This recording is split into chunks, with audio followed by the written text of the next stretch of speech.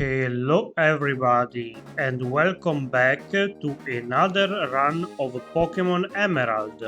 Today I will be using the fire-breathing, volcano-triggering dog from Generation 2, aka Entei. As a legendary, it should do fine considering the high stats and a decent move pool, but this generation is full of water types, as EGN tells us, so that might be a problem for our board. Anyway, even if it is a legendary, it still has to follow the same rules as every other run, so I can only use my starter in combat, I can't use consumables in battle, I can't raise my evasion in any way, and I can't use cheats or glitches. I don't know about you, but I was expecting the fire legendary to start with a fire move, maybe Ember or Fire Spin, but instead we start with Bite and Leer. That's an odd choice. It's still fine, at least we have an attacking move. Not the best because of the few dark types at the start of the game, but I had worse. Naturally, as a legendary, leveling up is quite slow, and that becomes a problem very fast, as I am at a type disadvantage against Roxanne. I stupidly tried to take her on a few times at level 15, but after a bit I realized it would have been a better idea to level up. I attempted her a couple of levels higher, and even though the barely increased stats could not have made that much of a difference, the fight goes slightly better.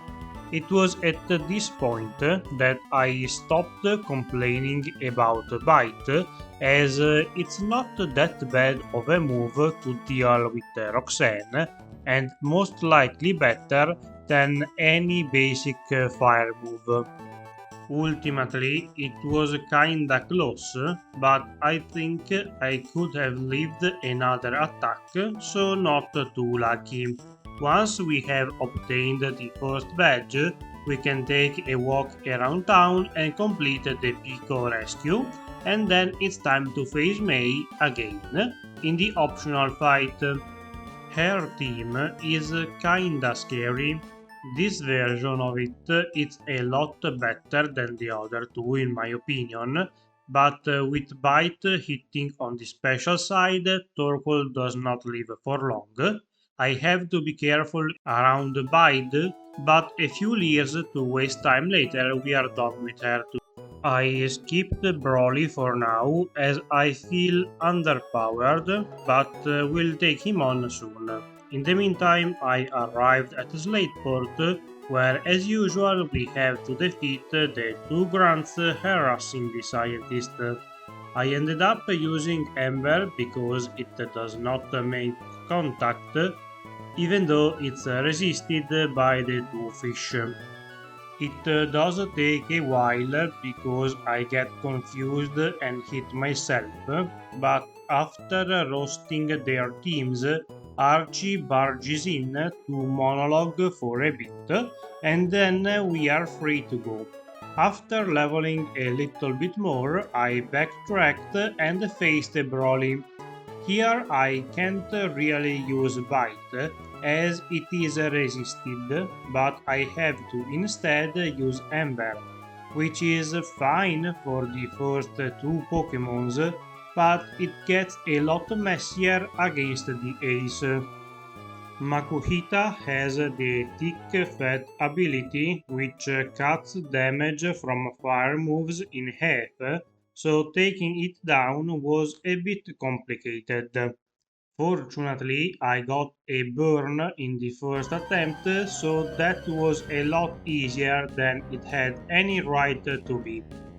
From here, we can go back to Slateport and face May on the land bridge before Moville. Not going to lie, this was quite the scary fight, because her starter has now evolved and knows Mud Shot. It's a pretty bad move to use against me. It's good damage and it lowers my speed. Fortunately, I am strong enough to tank through it and beat May on the first attempt. From here, I defeated all the trainers around Mobile, and after a while, I also bought a flamethrower from the casino. So now it's time to stomp some fools, starting with the gym leader. Flamethrower makes quick work of all of his team, especially Magneton since it is weak to it, and in the no time we have earned the third badge too. With this badge, we can use Rock Smash and eventually reach Meteor Fall Caves. Here we find the two teams arguing, and after a while we are told to go to the volcano. Once we climbed it, we find Maxi, who is about to activate this weird machine, and to stop him we decided to have a fight.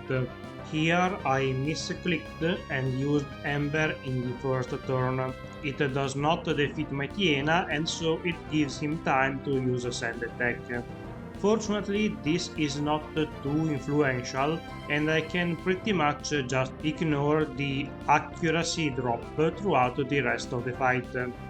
Once we have defeated him, we can climb down the mountain and reach the next village. Here we find another gym challenge. This time it's Flannery, who also uses fire types.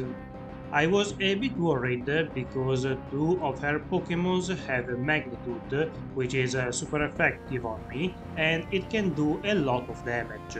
I can't reliably take them down in one hit because they resist fire moves and my other attacks are not that powerful. Fortunately, I am still a legendary, so my amazing stats are enough to keep me alive and win this fight without too many issues.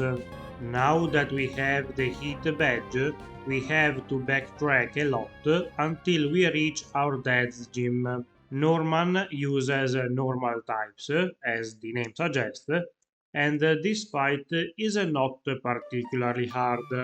Most of his Pokémons are a one-hit KO with the Flamethrower.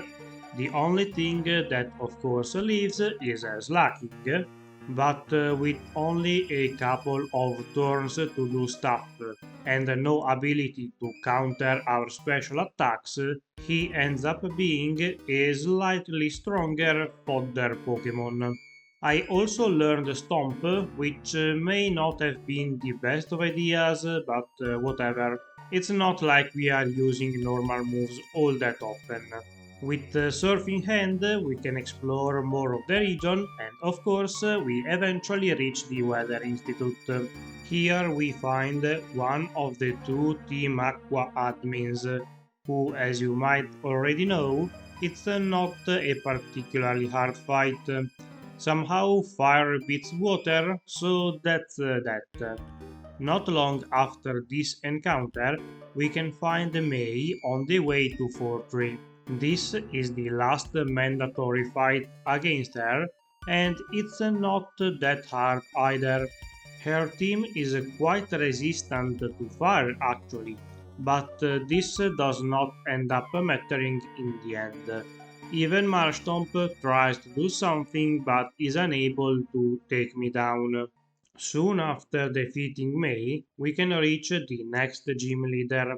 This time it's Winona, who only uses flying types.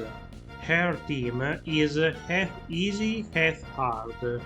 Pelipper is a bit annoying as usual with Protect, Supersonic, and that kind of stuff, but the main threat is Altaria because it knows Earthquake. Fortunately, her attack is pretty low unless she starts acting up, so even if I get hit by some ground shaking, it's not that damaging and I can keep destroying her team until eventually she runs out of Pokémons and is forced to give us her badge. Next, of course, I included the last fight against May. She has a couple new Pokémons on her team, but that is still not enough to take me down.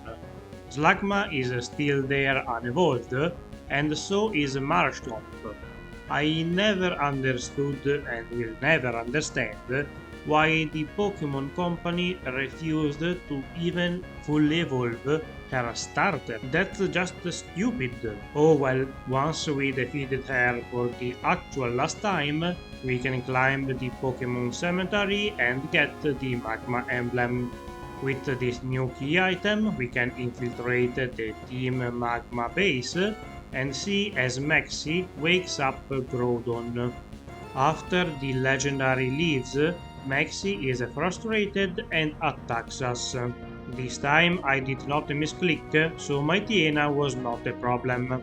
Camerupt, on the other hand, is because Earthquake hurts a lot, like a lot. Fortunately, he does not use it again, and so I can spam Stomp over and over until it goes down. Crobat thankfully does not confuse me, so that's the end of this fight too. We can now infiltrate the Team Aqua base, but instead of fighting their leader, we have to take on another admin. Much like the previous one, this is nothing to write home about. Both of his Pokémons are a one-shot, and so that's that. Now for the real challenge, Tate and Liza. I of course have to focus on Claydol since it knows Earthquake, but one attack is not nearly enough to take it down. Fortunately, they don't potion him, so a second flamethrower is enough. In the meantime, Xatu set it up, so I will have to take care of that too. A lucky bite crit bails me out of a bad situation, and with a couple of Stomp flinches I can remove the Xatu before it causes any major damage. With only Solrock left, it's only a matter of time before I finally take it out, in part thanks to the sun that he himself set up. Once we have obtained the 7th badge in the game, we have to go to another double fight. Unfortunately, this one is a lot less interesting than the last. I can start by setting some dogs on fire, and without my Tiena using Swagger, I feel a bit more safe. I tried to use a flamethrower against their Camerups, but it does not do much damage, and they often set up Amnesia, which makes it even less worth it. So I had to switch to Stomp, and thankfully that can still get the job done. So I have to switch to Stomp, and thankfully that still gets the job done. This time I focused on Max's team, so that once he ran out of Pokémons, we could simply take out the remaining ones in a 2v1 match. The Admiral's team is the same as Maxi, just with lower levels, and a Golbat instead of a Crobat, so that was very easy. At least, by completing this encounter, we get the Dive HM from Steven. Here I discovered something pretty sad. Entei cannot learn Earthquake. While this may seem fine, it's a bit interesting because volcanoes are often triggered by earthquakes, so it would thematically make sense that he could activate them not simply by roaring, but by using that move. Oh yeah, there was an archie-fight in the way, yeah, you did not miss anything. Now that both of the legendaries are alive and well, they start bickering with each other, so we go fetch Rayquaza. The Eastern Drake, by simply showing up, is able to put the other legendaries to rest, or at least to stop them from fighting. And now it's finally time for Juan. This was actually kinda hard. All of his team is a water type, and even though I know Return, it's not that powerful. I have a good attack stat, but it's not super impressive, which means that Return is not even close to being a one-hit KO on most of his team. And of course, since they have turns to act, they are able to hit me back. While they don't do that much damage, especially because I have Sunny Day to lower the water damage, it still adds up, and a Kronaast crit is not what I wanted to see. Somehow, losing 70% of my HP in one hit is not enough to put Entei down, and it retaliates with a crit against Kingdra for a very lucky finish. Now that we have all of the badges, we can embark on the Victory Road journey. Here we find Wally, and again, an earthquaking Altaria is scary. Fortunately, this one sets up a bit, and even though it increases its speed too, I am still able to outspeed and defeat before it can attack me. From here, the rest of the team is a lot less dangerous. They are quite weak to flamethrower. Only the Gardevoir is probably going to leave it, but it's not that dangerous. A return or two is enough to get the job done. So no more obstacles. We are finally able to start the league. Here our first match is against Sidney. He again has Intimidate to lower our attack, but fortunately I have fire moves. I also used Sunny Day, but this was not a good idea. It gave Absol time to attack me, and it also later increased the speed of a Shiftry.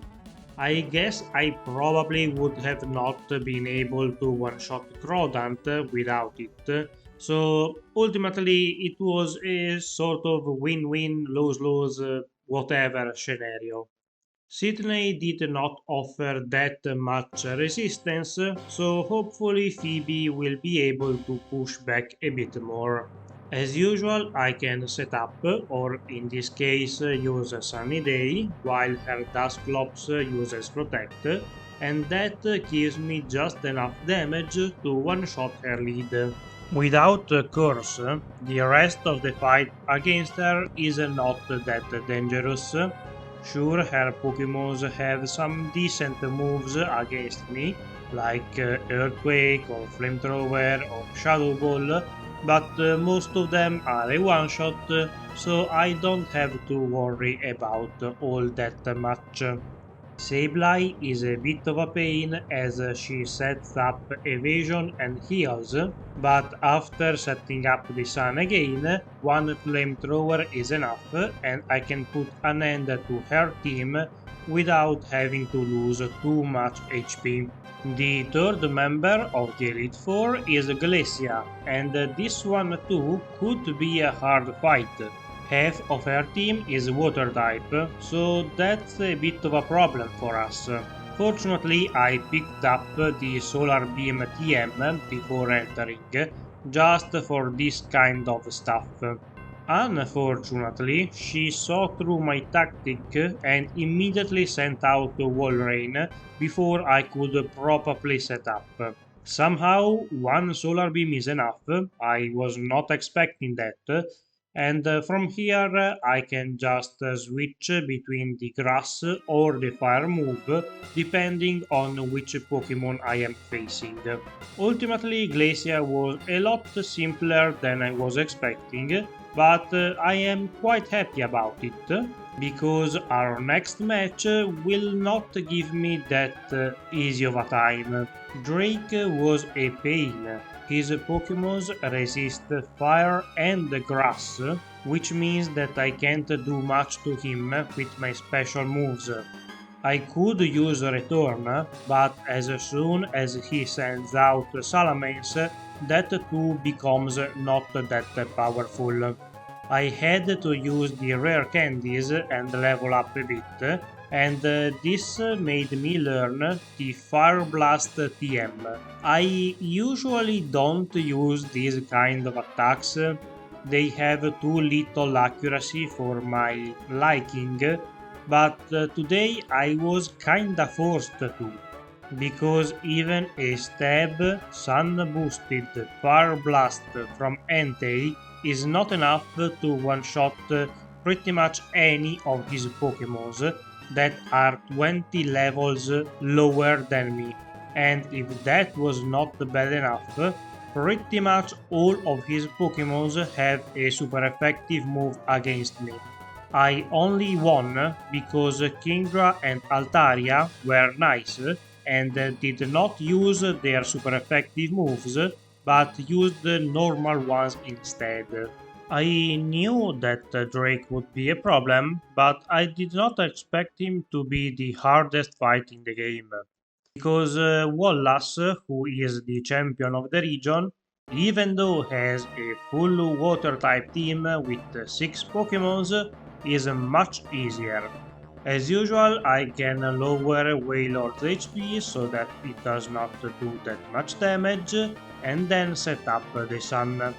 This time there is no Pokemon who gets faster, so that's only a benefit for me.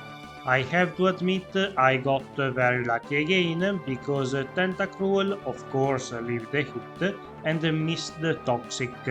That would have been a KO for sure, since I have not equipped the Pecha Berry. Wishcash is also very nice and lets me set up the sun again. Even with plus 2 special defense, Solar Beam is a one-shot. Gyarados leaves a couple of hits, but again only sets up, so that was nice. And last but not least, Milotic, even though has a massive HP and special defense pool, can't leave a crit. So yeah, Entei did not feel that easy to use.